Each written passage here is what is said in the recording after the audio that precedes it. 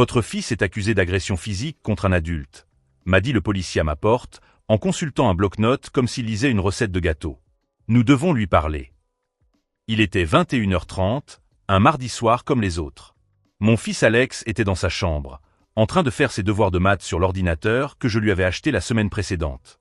Un Dell flambant neuf qui m'avait coûté 3 mois d'économie de mon travail de technicien en climatisation. Agression ? Ai-je répété, sentant mon estomac se nouer. Contre qui ? Son frère, Kevin Collins, a porté plainte il y a 1 heure, a déclaré le deuxième policier, plus grand, avec cette expression de quelqu'un qui a déjà décidé qu'il perdait son temps. Il a dit que le garçon l'avait attaqué avec un objet contondant lorsqu'il est venu vous rendre visite aujourd'hui. Je m'appelle Chris et, à 35 ans, je pensais avoir tout vu de mon petit frère. Mais accuser mon fils de 15 ans d'agression, c'était nouveau, même pour Kevin. Il doit y avoir un malentendu, ai-je dit, en gardant une voix ferme malgré mon cœur qui battait à tout rompre. Alex ne ferait pas de mal à une mouche. Et Kevin n'était pas là aujourd'hui. Les policiers ont échangé un regard. Ce regard universel qu'ils ont quand ils pensent que vous mentez pour protéger votre famille. Monsieur, nous avons un rapport médical, a dit le premier en agitant un dossier. Votre frère est à l'hôpital avec des blessures à la tête. Il dit qu'il est venu ici cet après-midi pour une visite amicale et qu'il a été agressé sans provocation. Hôpital. Blessure à la tête. Les mots tourbillonnaient dans mon esprit. Kevin a toujours eu un talent pour le drame, mais cela dépassait tout ce que j'aurais pu imaginer. Puis-je d'abord parler à mon fils ? Ai-je demandé.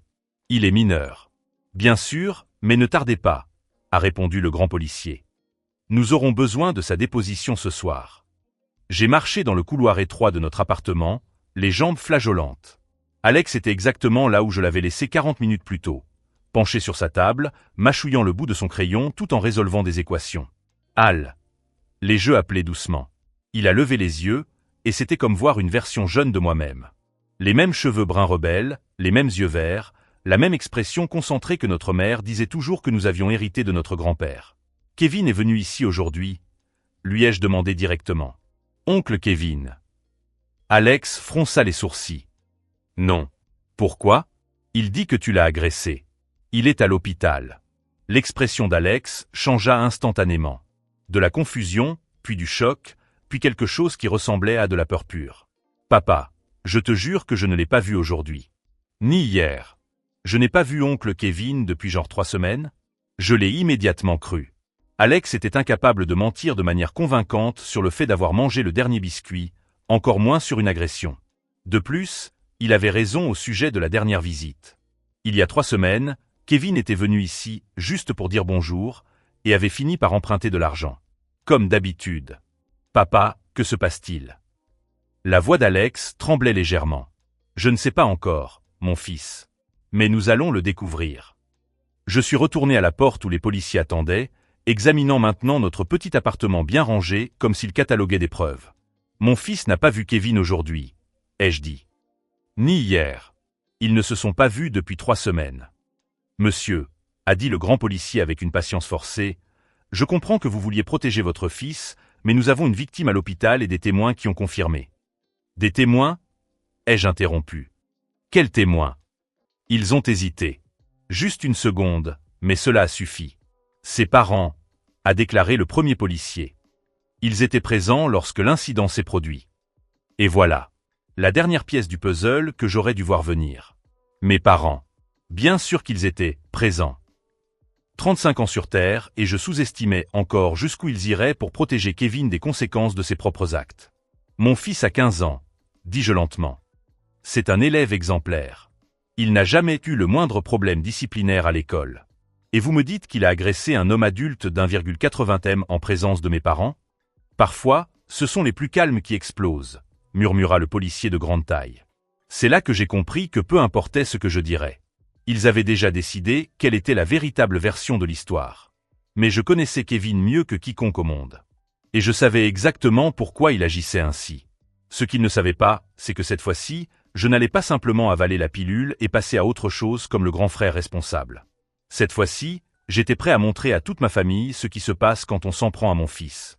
Si vous aimez découvrir comment une famille peut conspirer contre un enfant innocent, n'oubliez pas de vous abonner à la chaîne, car cette histoire ne fait que commencer. Et Kevin était sur le point de découvrir que sous-estimer un père protecteur était la plus grande erreur de sa vie. 3 heures plus tard, j'étais assis dans la salle d'attente de l'hôpital Saint-Luc avec Alex à mes côtés, tous deux attendant notre tour pour parler aux enquêteurs. Mon téléphone n'arrêtait pas de sonner. Ma mère, mon père, des numéros que je ne reconnaissais pas. Probablement des journalistes locaux qui avaient capté l'histoire sur le scanner de la police. Un mineur de moins de 15 ans accusé d'agression contre son propre oncle. C'était exactement le genre de titre qui faisait vendre des journaux. Alex était pâle, tripotant nerveusement ses doigts. « Papa, pourquoi oncle Kevin m'aurait-il fait ça ?» C'était une question que je me posais depuis 35 ans, en remplaçant simplement mon nom par le sien. Kevin a toujours été le bébé de la famille. De 9 ans mon cadet, il est arrivé alors que mes parents avaient déjà renoncé à avoir d'autres enfants. Un cadeau de Dieu, disait maman. J'étais assez grand pour changer ses couches, lui donner le biberon et regarder mes parents fondre chaque fois qu'ils souriaient. En grandissant, Kevin a développé un talent naturel pour 2 choses. S'attirer des ennuis et trouver des moyens de s'en sortir. À 8 ans, Kevin a cassé la fenêtre de la voisine en jouant au baseball dans le jardin. Qui s'est fait gronder? Moi, pour ne pas avoir surveillé correctement. À 12 ans, il s'est fait prendre en train de voler des cartes Pokémon à l'école. La directrice a convoqué mes parents à une réunion. Ils ont passé 40 minutes à expliquer que Kevin traversait une période difficile et que les garçons ont besoin de tester les limites. À 16 ans, Kevin a accidenté la voiture de papa lors d'une fête où il était ivre. Papa a payé toutes les réparations, a discuté avec les autres parents concernés, et au final, Kevin a reçu une nouvelle voiture pour apprendre la responsabilité. À 19 ans, Kevin a abandonné ses études à la fin du 2e semestre. Non pas parce que les matières étaient difficiles, mais parce qu'il ne s'identifiait pas au cursus. Mes parents ont financé 2 années supplémentaires de découverte de soi, pendant qu'il décidait ce qu'il voulait vraiment faire de sa vie. Pendant ce temps, je travaillais depuis l'âge de 14 ans. D'abord comme livreur de journaux, puis dans un garage le week-end, puis comme technicien junior en climatisation. Lorsque mes parents ont divorcé pendant ma première année de mariage, c'est moi qui ai négocié les discussions financières. Lorsqu'ils se sont réconciliés 6 mois plus tard, c'est moi qui ai organisé la fête de leur second mariage. Kevin a toujours eu le don d'apparaître dans les moments de fête et de disparaître lorsque le travail difficile commençait. Aujourd'hui, il avait 26 ans et vivait à nouveau chez nos parents après la fin temporaire de l'entreprise de paysagisme qu'il avait montée avec l'argent de l'héritage de son grand-père. Une entreprise qui a duré exactement 8 mois avant de faire faillite en raison de ce que Kevin appelait une mauvaise gestion des attentes des clients. Traduction. Il acceptait des travaux, recevait des acomptes et ne se présentait pas pour effectuer le service. La porte de la salle d'urgence s'est ouverte et une infirmière a appelé nos noms. La famille Collins, nous nous sommes levés ensemble. Alex s'est instinctivement rapproché de moi. Le patient demande à vous parler, a-t-elle dit en nous conduisant dans un couloir qui sentait le désinfectant et le café réchauffé. Kevin était dans le lit numéro 5, avec un bandage sur le front et un sourire dramatique lorsqu'il nous a vus. « Chris !» s'est-il exclamé, comme si nous étions de vieux amis qui se rencontraient par hasard. « Alex, je suis content que vous soyez venu. » Alex est resté figé à l'entrée de la chambre. Kevin semblait en parfaite santé, à l'exception du petit bandage qui ressemblait davantage à un gros pansement. « Salut, oncle Kevin », murmura Alex, perplexe. « Comment te sens-tu, champion ?» demanda Kevin d'une voix anormalement douce. « J'espère que tu n'es pas trop bouleversé par tout ça. » Bouleversé. Comme si c'était la faute d'Alex d'être accusé d'un crime qu'il n'avait pas commis. « Kevin », l'interrompis-je. « Nous devons parler. En privé. » Il haussa les épaules. « Alex peut rester. Après tout, cela le concerne aussi. »« Non », dis-je fermement. « Alex, peux-tu attendre dans la salle d'attente? Je viendrai te chercher dans 5 minutes. » Alex sortit rapidement, visiblement soulagé d'échapper à la tension. Dès que la porte se referma, l'expression décontractée de Kevin changea complètement. « Tu as un sérieux problème, mon frère, » dit-il, sa voix perdant toute fausse cordialité. « J'ai un problème? Ce garçon est incontrôlable, » continua Kevin en arrangeant les coussins comme s'il se préparait à une longue conversation. Il m'a attaqué sans aucune provocation. Maman et papa ont tout vu. Kevin, arrête. Nous savons tous les deux qu'Alex n'était même pas à la maison quand cela s'est produit. Kevin cligna lentement des yeux. Bien sûr que si. Je suis venu lui rendre une visite amicale, comme je le fais toujours, et il a simplement explosé. Il m'a jeté quelque chose à la tête. Probablement une colère accumulée parce que tu ne le laisses pas utiliser l'ordinateur quand il le veut. Son audace était impressionnante. Même pour Kevin. Quel ordinateur, Kevin? Ce Dell tout neuf que tu lui as acheté. Il a dû coûter environ 2000 $, non? De l'argent que tu aurais pu utiliser pour aider la famille au lieu de gâter un adolescent. Le voilà. La vraie raison. Kevin ne supportait pas de voir Alex avoir quelque chose de nouveau, quelque chose qu'il ne pouvait pas avoir lui-même. Et comme il avait toujours fait dans sa vie, il avait décidé que s'il ne pouvait pas l'avoir, personne ne devait l'avoir. Tu as cassé son ordinateur, n'est-ce pas?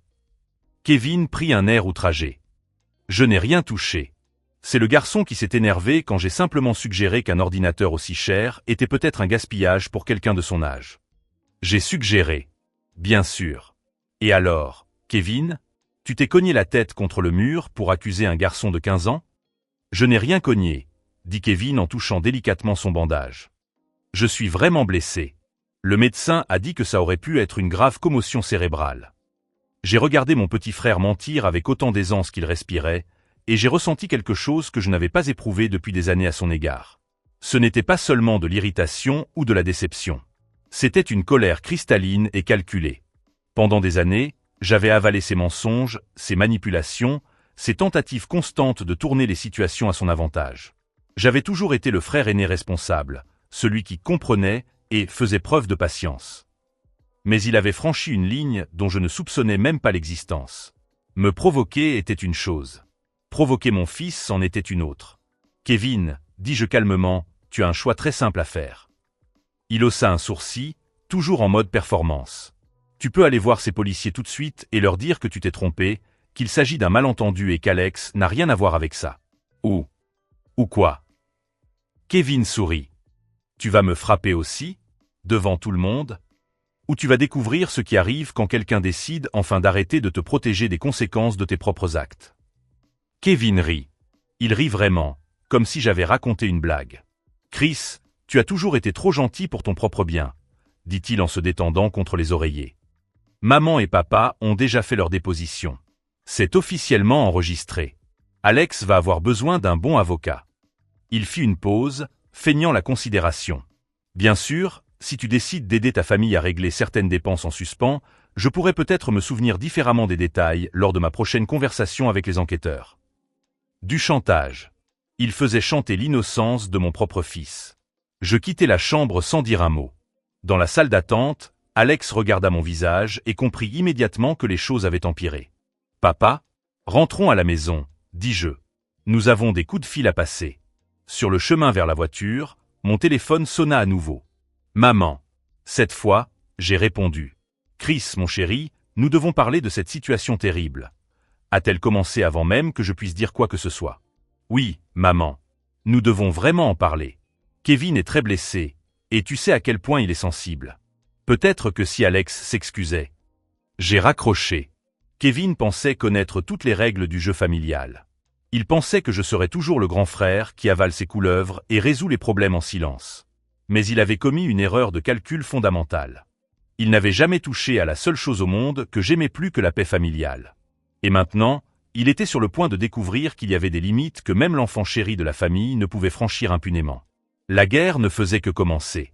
Et cette fois, je n'avais pas envie d'être celui qui perdait toujours. Le lendemain matin, Alex ne voulait pas aller à l'école. « Tout le monde est déjà au courant, papa, » dit-il en remuant ses céréales sans les manger. Jamie Morrison a posté sur Instagram que j'avais été arrêté pour avoir frappé mon oncle. Il y a 500 commentaires. Mon fils de 15 ans, qui n'avait jamais même copié lors d'un examen, était traité comme un criminel violent sur les réseaux sociaux. « Tu n'as pas été arrêté », lui ai-je dit en essayant de garder une voix calme. Et Jamie Morrison est un idiot qui répète des rumeurs de bas étage. Mais papa, et si c'était vrai? Et si oncle Kevin était vraiment blessé et que je... Sa voix tremblait. Alex. J'ai arrêté de préparer le café et je me suis tourné vers lui. Regarde-moi. Tu étais ici hier soir, à regarder Netflix pendant que je vérifiais tes devoirs de chimie. Tu te souviens de quel épisode il s'agissait? Celui avec le dragon, murmura-t-il. Exactement. Celui avec le dragon qui a duré 47 minutes. Pendant que ton oncle était soi-disant attaqué par toi, nous discutions pour savoir si cette explosion avait un sens d'un point de vue scientifique. Alex prit une profonde inspiration, redressant les épaules pour la première fois depuis la veille au soir. Mon téléphone sonna. C'était encore maman. Cette fois, je pris l'appel en mode main libre. Chris, mon chéri, ton père et moi avons discuté toute la nuit de cette terrible situation. Commença-t-elle avec cette voix qu'elle utilisait lorsqu'elle s'apprêtait à dire quelque chose que je ne voulais pas entendre. Je t'écoute. Nous aimons Alex. Tu le sais. Mais Kevin est vraiment blessé, et les médecins ont dit qu'il pourrait avoir des séquelles permanentes. Des séquelles permanentes. Pour une égratignure qui a nécessité 3 points de suture. Et nous pensons, a-t-elle poursuivi, qu'il serait peut-être mieux pour tout le monde qu'Alex assume la responsabilité. Il est mineur, donc il n'y aura pas de conséquences graves. Et Kevin pourrait être plus indulgent quant aux détails s'il savait que la famille est unie. Unie. Bien sûr. Vous voulez donc que je convainque mon fils d'avouer un crime qu'il n'a pas commis pour protéger Kevin. Alex écarquilla les yeux, comprenant enfin la profondeur de la trahison familiale. Il ne s'agit pas d'avouer, mon chéri, dit papa en arrière-plan, qui avait clairement entendu la conversation. Il s'agit simplement de reconnaître que les choses ont peut-être dérapé et de s'excuser. Kevin est prêt à tout oublier si Alex fait preuve d'un peu de maturité. De maturité. Il voulait qu'un enfant de 15 ans fasse preuve de plus de maturité qu'un homme de 26 ans. Et si je refuse? Long silence.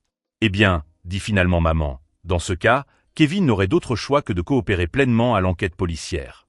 Et tu sais à quel point ces choses peuvent se compliquer pour un mineur qui a déjà des tendances agressives. Des tendances agressives. Alex, qui pleurait en regardant les publicités des associations pour les animaux abandonnés. Quelle tendance agressive? Chris, ne fais pas semblant de ne pas comprendre, intervint papa. Alex a toujours été un peu intense. Tu te souviens de la fois où il m'a crié dessus quand je lui ai suggéré de partager sa console de jeu avec Kevin? Il s'en souvenait.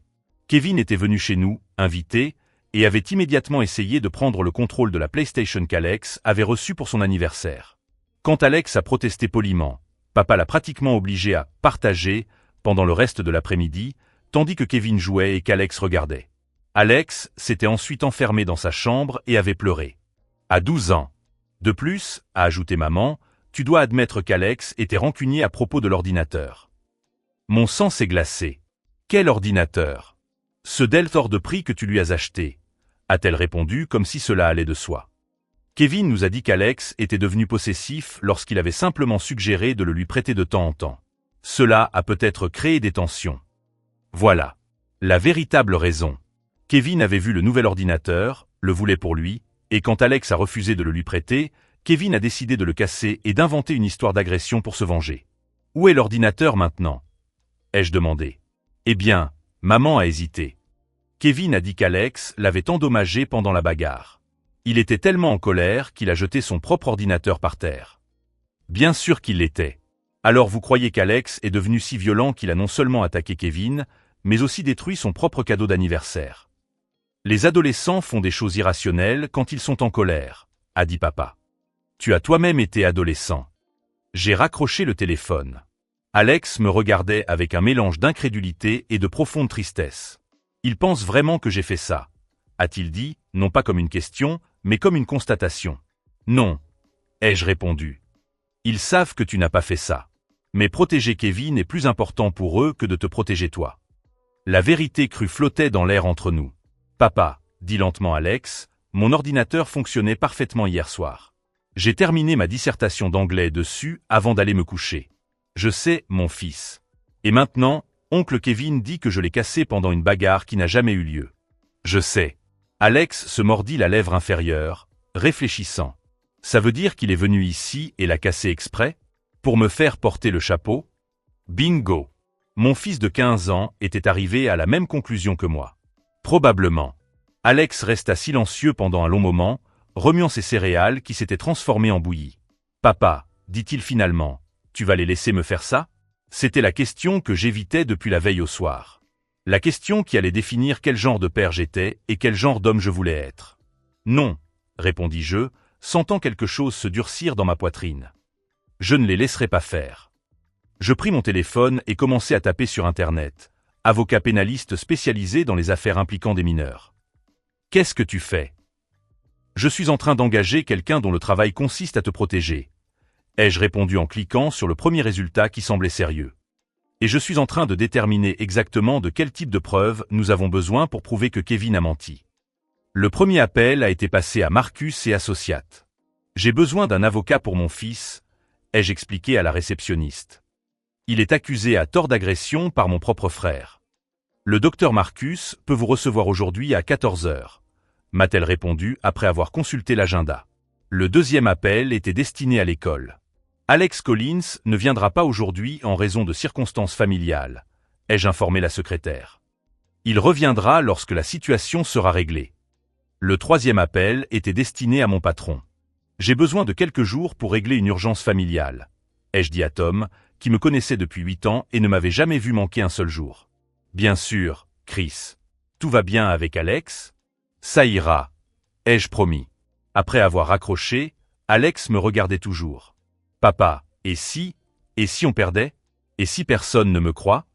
Je me suis assis à côté de lui à la table de la cuisine. Alex, pendant 15 ans, j'ai laissé ma famille me marcher dessus parce que je pensais que maintenir la paix était plus important que faire ce qui était juste, lui ai-je dit. J'avalais les mensonges de Kevin, j'acceptais la préférence de mes parents et je faisais semblant que tout allait bien parce que c'était plus facile. Alex acquiesça, reconnaissant le schéma qu'il avait observé toute sa vie. Mais cette fois, ils ont commis une erreur fatale, ai-je poursuivi. Ils t'ont fait du mal. Et je préfère perdre toute ma famille plutôt que de les laisser détruire mon fils pour protéger un menteur. Pour la première fois depuis que les policiers avaient frappé à notre porte, Alex sourit. Alors, c'est officiel maintenant, demanda-t-il. C'est la guerre, confirmai-je. À 2 heures, nous étions assis dans le bureau élégant de David Marcus, un avocat pénaliste qui semblait tout droit sorti d'un film judiciaire. Les affaires de fausses accusations impliquant la famille sont compliquées, expliqua-t-il après que nous lui eûmes raconté toute l'histoire. Mais elles ne sont pas impossibles à gagner. Que devons-nous prouver? Ai-je demandé. 3 choses, a répondu Marcus en les énumérant sur ses doigts. Premièrement, qu'Alex n'était pas présent au moment présumé de l'agression.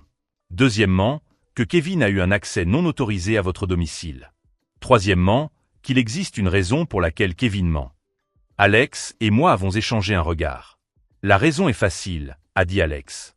L'ordinateur qu'il voulait et que je ne lui ai pas prêté. Et qui est maintenant commodément cassé, ai-je ajouté. Marcus a souri pour la première fois. Parfait. Cela nous donne le début d'une théorie solide. Kevin voulait l'ordinateur, Alex a refusé, alors Kevin a volé la clé, est entré dans la maison, a cassé l'ordinateur dans un accès de rage et a inventé l'histoire de l'agression pour se venger et éviter les conséquences de son effraction. C'était exactement ce qui s'était passé. Nous le savions tous les trois. Comment allons-nous le prouver? Ai-je demandé. Enquête privée, a répondu Marcus en sortant un dossier. Témoins, preuves matérielles, antécédents médicaux incohérents, peut-être les caméras de sécurité du voisin. Combien cela va-t-il coûter? Marcus m'a donné le montant. C'était une somme importante, mais j'avais des économies. Cela en vaut-il la peine? A demandé Alex, inquiet pour l'argent. Mon garçon, ai-je dit en signant le contrat de représentation, certaines choses n'ont pas de prix. Alors que nous quittions le bureau, mon téléphone a de nouveau sonné. C'était Kevin. Pour la première fois en 20 ans, j'ai répondu à son appel avec le sourire. « Salut mon frère », a-t-il dit avec cette voix fluette qu'il utilisait quand il voulait quelque chose. J'ai parlé à maman et papa. Ils ont dit que vous campiez sur vos positions concernant les excuses d'Alex. C'est vrai. Chris, je ne veux pas te mettre la pression, mais j'ai encore très mal à la tête. Les médecins s'inquiètent de possibles lésions neurologiques. Si cela traîne en longueur, cela pourrait empirer pour Alex. Des dommages neurologiques. De 3 points. Kevin, dit-il calmement, j'espère que tu as profité des derniers jours de paix, car ils sont terminés. Que veux-tu dire? J'ai engagé Marcus et Associates. Nous enquêtons sur tout. Chaque mensonge, chaque incohérence, chaque personne que tu as soudoyée ou intimidée pour corroborer ta version. Silence. Chris, tu exagères. Et quand nous aurons fini de démolir ton histoire pièce par pièce devant le tribunal, nous te poursuivrons au civil pour diffamation, violation de domicile et tout ce que mon avocat pourra prouver. Vous ne pouvez pas. Remarque, toutes nos conversations sont désormais enregistrées à des fins juridiques. Ai-je menti doucement? Alors choisissez vos prochains mots avec soin. Kevin a raccroché. Alex me regardait avec admiration. Comment te sens-tu? Lui ai-je demandé. Comme si j'avais enfin un père qui se bat pour moi, a-t-il répondu. C'était la meilleure description de mon travail que j'avais jamais reçue. Kevin pensait connaître toutes les règles du jeu familial.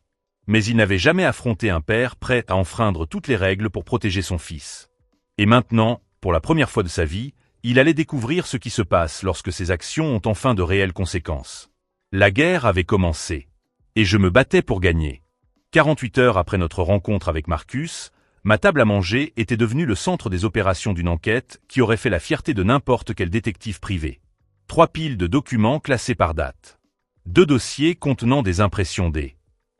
Un tableau blanc que j'avais acheté à la papeterie, désormais recouvert d'une chronologie détaillée des 5 dernières années de mensonges documentés de Kevin. Alex était assis de l'autre côté de la table, aidant à organiser les preuves avec la minutie de quelqu'un qui avait enfin trouvé un but après des jours passés à se sentir comme un criminel. « Papa, regarde ça », dit-il en brandissant une impression d'une conversation WhatsApp. « Tu te souviens quand oncle Kevin a dit qu'il avait été licencié parce que son patron était raciste ?» Je m'en souvenais. Kevin était venu chez nous 6 mois plus tôt, dramatiquement indigné que son supérieur dans l'entreprise de paysagisme ait inventé des infractions pour justifier son licenciement. J'ai parlé à 3 de ses anciens clients hier, ai-je dit en consultant mes notes. Kevin recevait des avances, achetait du matériel, puis disparaissait sans faire le travail. Dans un cas, il a pris 800 $ pour replanter un jardin entier et n'est jamais revenu. Alex a hoché la tête, impressionné par le schéma qui se dessinait. « C'est toujours la même histoire », murmura-t-il. Tous ceux qui ont des problèmes avec oncle Kevin sont méchants, préjugés ou envieux. Exactement. Tout au long de notre vie d'adulte, Kevin avait été victime d'employeurs injustes, de copines folles, d'amis envieux et de membres de sa famille qui ne comprenaient pas son potentiel. Le téléphone sonna. « Marcus. Chris, nous avons des nouvelles, » dit-il, allant droit au but. L'enquêteuse que j'ai engagée a réussi à parler à 2 voisins de vos parents. Ils ont confirmé que Kevin était chez eux mardi après-midi, mais ils n'ont vu Alex nulle part. Et l'hôpital. Intéressant. Kevin a été admis à 22h15, affirmant que l'agression avait eu lieu à 21h40. Mais le médecin a noté que la blessure semblait incompatible avec un traumatisme causé par un objet contondant. Elle était plus probablement due à une chute ou à un choc auto-infligé. Auto-infligé. Bien sûr. Il s'est cogné la tête contre quelque chose pour créer des preuves physiques, ai-je conclu. On dirait bien. Et ce n'est pas tout. J'ai obtenu une copie du rapport médical complet. 3 points superficiels, aucun signe de commotion cérébrale, aucune preuve de traumatisme grave. Kevin demandait des médicaments contre la douleur intense depuis son arrivée, mais les examens ne le justifiaient pas. Le tableau se complétait. Kevin avait tout planifié. Entrer chez moi, casser l'ordinateur d'Alex dans un accès de rage, puis se blesser délibérément pour créer des preuves physiques d'une agression qui n'avait jamais eu lieu. « Et mon ordinateur ?» demanda Alex lorsque je lui fis part de ces nouvelles. « Ah, à ce sujet, » a poursuivi Marcus. « J'ai besoin que vous vérifiiez si Kevin avait accès à vos clés. » Je me suis dirigé vers le crochet où je laissais toujours les clés de la maison. Il n'y en avait qu'une seule. « Fils de... » « Papa, » m'a interrompu Alex en montrant mon sac sur le comptoir. « Tes clés sont là. » J'ai pris le sac. Toutes les clés étaient là, y compris le double de la maison. « Marcus, toutes les clés sont là. » Il n'en a pris aucune. Alors comment est-il entré? Alex et moi nous sommes regardés. « La fenêtre à l'arrière, » a dit Alex lentement. J'ai oublié de la fermer après avoir aéré ma chambre hier matin. Kevin le savait. Alex acquiesça. Il se plaignait toujours que notre maison était trop chaude. La dernière fois qu'il est venu ici, il a lui-même ouvert cette fenêtre et a dit que nous devrions la laisser ouverte plus souvent. Kevin avait mémorisé notre routine, observé nos vulnérabilités et utilisé cela contre nous. Parfait, dit Marcus. Effraction. Cela ajoute des chefs d'accusation à son casier judiciaire. Après avoir raccroché, Alex me regardait avec un mélange d'admiration et d'inquiétude. « Papa, tu me fais un peu peur, » dit-il. Je ne m'en plains pas, mais tu as changé. Il avait raison. 48 heures plus tôt, j'étais le Chris qui évitait les confrontations, qui ravalait les provocations, qui choisissait toujours la paix familiale plutôt que la justice. Maintenant, j'étais quelqu'un qui organisait des preuves comme un enquêteur professionnel, qui appelait les anciens clients de Kevin, qui coordonnait la stratégie juridique avec le sang-froid d'un général planifiant un siège. « Tu sais ce qui a changé ?» demandai-je. J'ai réalisé que passer toute sa vie à essayer de maintenir la paix ne fonctionne que si les autres veulent aussi la paix. Alex s'acquiesça lentement. « Oncle Kevin n'a jamais voulu la paix, » fit-il remarquer. Il voulait la guerre, mais avec lui toujours gagnant. Bingo! Mon téléphone sonna à nouveau. « Kevin, Je l'ai mis en haut-parleur pour qu'Alex puisse entendre. Chris, mec, toute cette histoire devient vraiment dramatique. A commencé Kevin avec cette voix désinvolte qu'il utilisait quand il voulait paraître raisonnable. J'ai parlé à mon avocat aujourd'hui. Il m'a dit que si Alex reconnaissait simplement que les choses avaient dérapé et s'excusait, nous pourrions tous oublier le passé. C'est très généreux de ta part, répondis-je. Allez, mon frère, on est une famille. Ça ne vaut pas la peine de tout faire exploser à cause d'un malentendu stupide. Un malentendu insignifiant. Il avait fait irruption chez moi, détruit les biens de mon fils, menti à la police, et maintenant il voulait appeler ça un malentendu. Kevin, où est l'ordinateur d'Alex? Quel ordinateur? Le Dell qui fonctionnait parfaitement quand tu as fait irruption chez nous hier matin. Longue pause. Chris, je n'ai rien cambriolé. Tu es paranoïaque. Nous avons les images des caméras de sécurité du voisin. Ai-je menti doucement? Elle te montre en train d'entrer par la fenêtre arrière à 9h20. Une autre pause. Plus longue. Ça ne prouve rien. J'ai peut-être rendu visite à Alex et j'ai oublié de frapper à la porte d'entrée. Et l'ordinateur cassé. Alex l'a sûrement cassé de rage quand je lui ai suggéré de partager davantage. Sa capacité à mentir même face à des preuves était presque impressionnante. Kevin, je vais te faire une offre unique, ai-je dit en gardant une voix calme. Tu as jusqu'à demain midi pour dire la vérité à la police, rendre l'ordinateur et présenter des excuses publiques à Alex. Sinon quoi? Sinon, tu découvriras ce qui se passe quand 20 ans de tes mensonges documentés tombent entre les mains d'un procureur motivé. Silence absolu.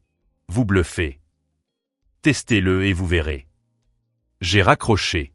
Alex me regardait avec une fierté sincère. Papa, c'était génial. Mais je savais que Kevin n'accepterait pas l'offre. Les gens comme lui n'acceptent jamais d'accord tant qu'ils pensent pouvoir gagner en manipulant les autres. Si vous suivez comment une famille peut se transformer lorsque quelqu'un décide enfin de se battre pour la vérité, ne manquez pas la suite. Cette nuit-là, pendant qu'Alex dormait, j'ai continué à organiser les preuves. J'ai parlé au téléphone à d'autres anciens employeurs de Kevin. J'ai documenté chaque mensonge, chaque comportement récurrent, chaque fois que mes parents avaient nettoyé ces dégâts.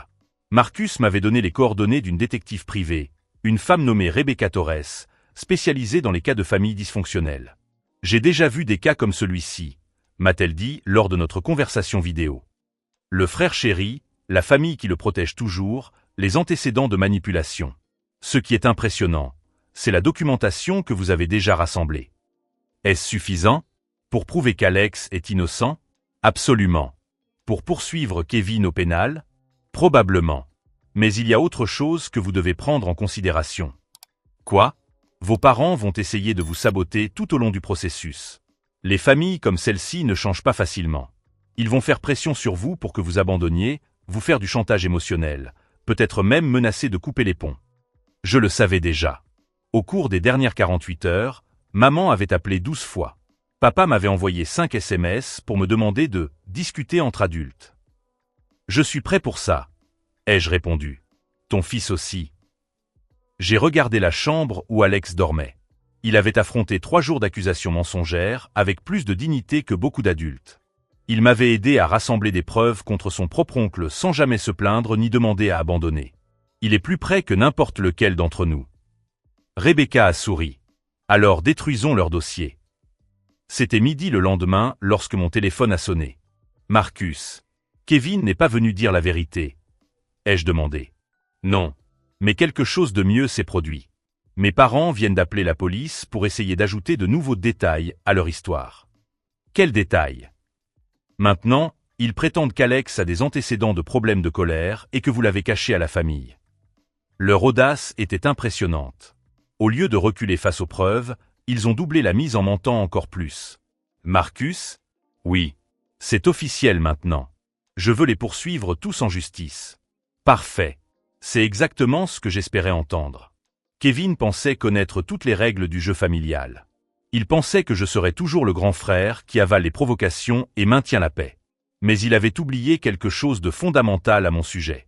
Quand je décide de me battre pour quelque chose, je ne m'arrête pas tant que je n'ai pas complètement gagné.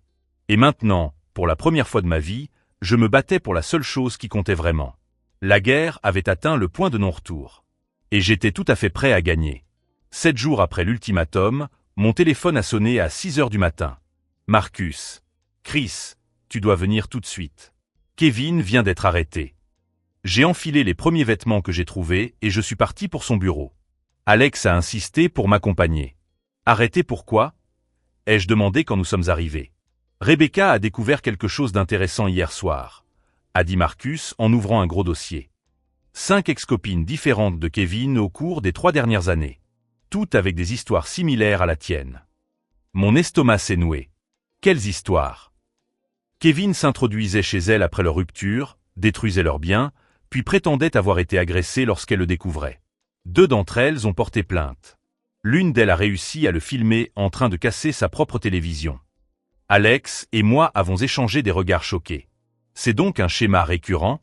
Exactement. Et lorsque la police a fait le lien entre ces affaires et ce qui est arrivé à Alex, Kevin a paniqué et a tenté de s'enfuir au Mexique hier soir. S'enfuir. Bien sûr. Il a été arrêté à la frontière avec de faux papiers, a poursuivi Marcus. Maintenant, il est recherché au niveau fédéral en plus de l'État. Pendant que Marcus expliquait les détails juridiques, mon téléphone a sonné. Maman. Chris, tu dois arrêter cette folie immédiatement, a-t-elle commencé, la voix hystérique. Kevin est en prison à cause de toi. Ton propre frère. Non, maman. Kevin est en prison parce que c'est un criminel. Ce n'est pas un criminel, s'écria-t-elle. Il était juste désorienté. Tu détruis notre famille. Notre famille s'est détruite quand vous avez décidé que protéger Kevin était plus important que protéger un enfant innocent. Silence. Chris, papa prit le téléphone. Rentre à la maison. Nous allons régler ça en famille. Il n'y a plus de famille, papa. Vous avez fait ce choix. Tu ne peux pas être sérieux. Kevin est ton frère. Et Alex est mon fils. Vous avez choisi Kevin. Je choisis Alex.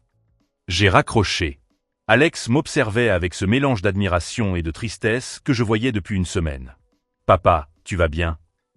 Je vais mieux que je ne suis allé depuis des années, répondis-je honnêtement.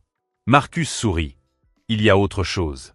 L'ordinateur d'Alex a été retrouvé dans l'appartement de Kevin. Il a essayé de le vendre en ligne, mais le numéro de série a été tracé. Il a essayé de le vendre? Demanda Alex, indigné. Oui. Pour $300 sur un site de vente d'occasion. L'acheteur a annulé la transaction quand il a vu qu'il était endommagé. Kevin avait cassé l'ordinateur de mon fils par caprice, menti à la police, tenté de faire du chantage, puis essayé de le vendre pour une bouchée de pain. Quand a lieu l'audience? Demandai-je. Cet après-midi. Et ça va être intéressant, car Kevin semble vouloir conclure un accord. 2 heures plus tard, nous étions dans une salle d'audience. Kevin est entré menotté, semblant avoir vieilli de 10 ans en une semaine. Son regard m'a trouvé à travers la table. Il n'y avait plus d'arrogance, seulement du désespoir. Chris, a-t-il murmuré lorsque l'officier l'a autorisé. Kevin. Mec, j'ai tout gâché. Oui, tu as tout gâché. Je peux t'expliquer. Ce n'est pas nécessaire. Tout a déjà été expliqué à la police, au procureur et au juge. Kevin regarda Alex. Alex, je suis désolé, mec. Je ne voulais pas que ça aille aussi loin. Alex ne répondit pas. Il se contenta de l'observer avec cette expression mature qu'il avait développée tout au long de cette épreuve. L'avocat de Kevin lui murmura quelque chose à l'oreille. Chris, tenta à nouveau Kevin, mon avocat m'a dit que si tu retirais certaines accusations civiles, je ne risquerais que 2 ans. 2 ans. Oui, effraction, destruction de biens, faux témoignage. Mais si tu maintiens toutes les accusations, ça peut aller jusqu'à 8 ans. 8 ans. À cause d'un ordinateur et de son ego blessé. Kevin, vous avez fait irruption chez moi. Vous avez détruit les biens de mon fils. Vous avez menti à la police en disant qu'un enfant de 15 ans vous avait agressé. Vous avez tenté de faire chanter un mineur. Puis vous avez essayé de fuir le pays. Il acquiesça, les larmes aux yeux. Et maintenant, vous voulez que je retire les accusations pour que vous ne preniez que 2 ans. S'il vous plaît, murmura-t-il. Nous sommes frères. Alex me toucha le bras. Papa, dit-il doucement, je peux parler? J'acquiesçai. Alex se tourna vers Kevin. Oncle Kevin, quand tu as cassé mon ordinateur, tu n'as pas seulement cassé un objet.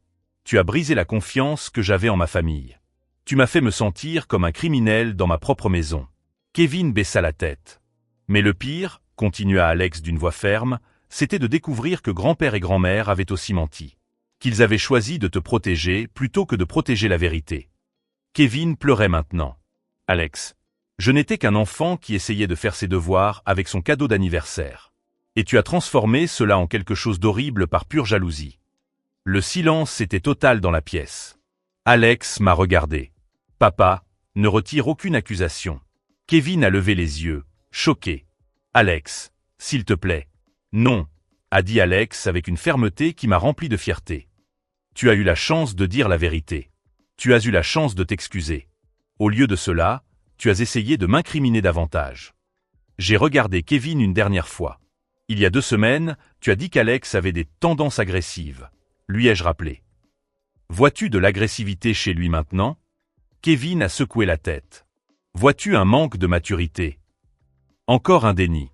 Alors peut-être que le problème n'a jamais été Alex. Peut-être que c'était toi qui n'arrivais pas à accepter qu'un enfant de 15 ans ait plus de caractère que toi. Je me suis levé. Marcus, conservez toutes les accusations. Nous avons quitté le tribunal ensemble. Alex était silencieux, mais il marchait droit. Comment te sens-tu? Lui ai-je demandé.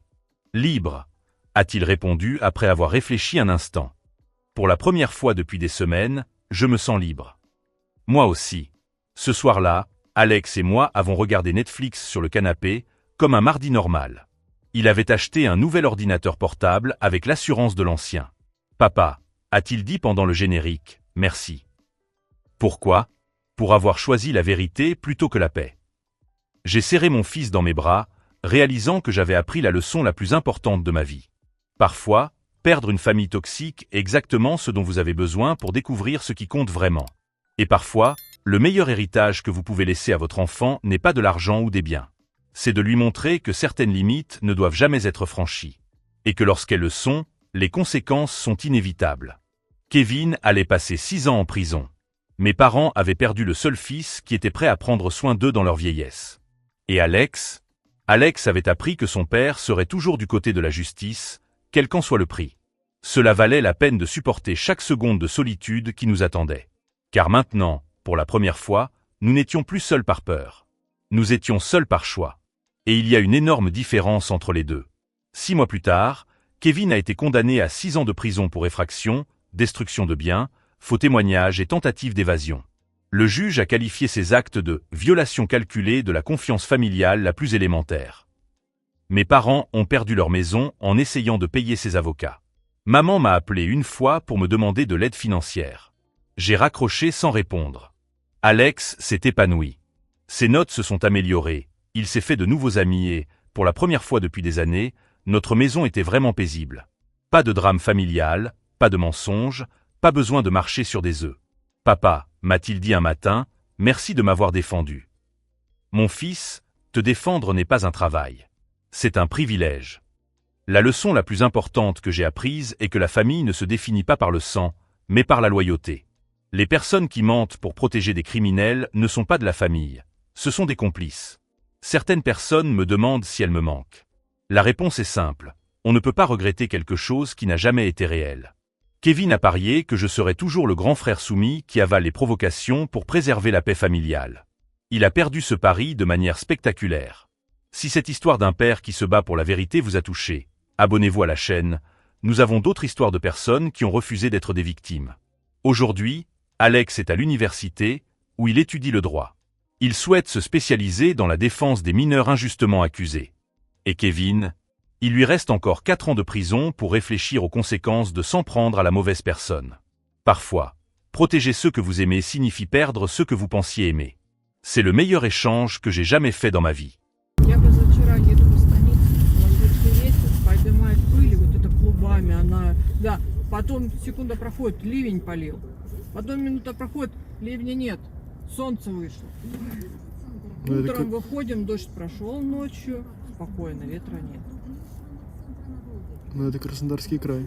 Конечно. Ну, знаешь, как интересно бывает тоже, когда что-то на машине-то ездили, едем с работы, идет по трассе дождь идет, доезжаем до Широкова, Широкой поворот Скуки на нету. есть. Если И вот сильно. до этого поворота доезжаем, вот так стена, оп, сырая дорога кончается и сухая пошла. Осуждаю. Такое бывает, у нас тоже такое бывает. В одной стороне станицы есть, в другой вот сразу бах, нет.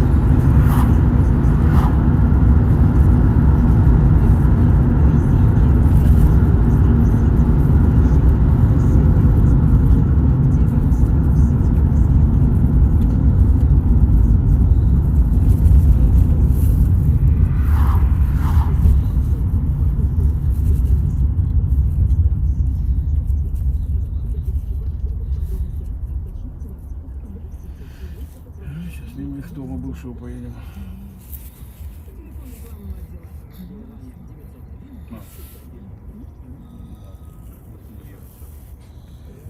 Не поедем. Так что.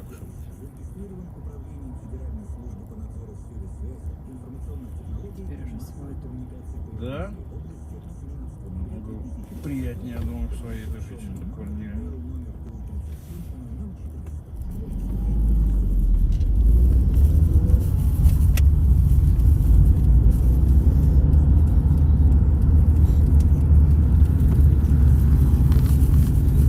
Молодежь молодцы, они шустрее даже, чем мы. Я не это всё замерзла. решают. Так просто кажется. Племянница Без тоже трубочки. быстро, они тоже взяли ипотеку и не плачут. Видишь, они не боятся брать. Действительно посчитать, чем на чужое платить, на свое. Ну да. А цены растут, да, ну вот чем раньше возьмешь, тем вот выгоднее все. Как бы то ни было. Ну да, где мы гуляли. Мне слева больше нравилось. Чего? Слева лучше там. На самокате кататься. Вот и дальше.